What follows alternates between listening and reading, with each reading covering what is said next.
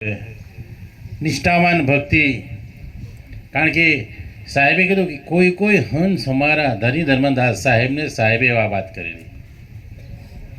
આપણે તો કેવું છે કે ઘણી વખત ગામમાં આરતી હોય ને ઘરે આરતી હોય તો કે સાહેબ સમાજ ભેગું નથી થયું, પણ ધની ધર્મદાસ સાહેબને સાહેબે એકલા જ ગુરુ મંત્ર આપેલું છે અને એકલાઓને આ ચોકાની વાત કરેલી છે.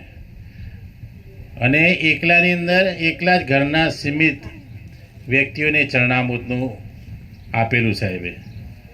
અને એકલાઓને જ એમને નારિયેળ ભેટ કરવાનું સાહેબે વચન આપેલું. પણ આપણે કેવું છે કે આપણે બધા કહીએ કે ના બધા સમાજ ભેગો થાય ને પછી આપણે આરતી ચાલુ થાય ને વિધિ થાય ને આ બધું થાય. આ એક સાહેબનો સિદ્ધાંત છે. પણ ખરેખર અમારા ટીનાભાઈ સરસ આજે ભજન ગાયા. મેં હમણાં ખરેખર કારણ કે ભજનની એની રીત બી સારી છે.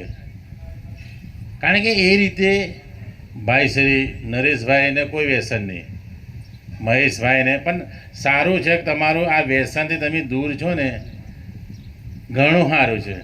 એમાં ભાઈ એક વ્યસનવાળા આવેલા પણ એને આ લોકોએ ભક્તિના રંગમાં રંગાડી દીધો.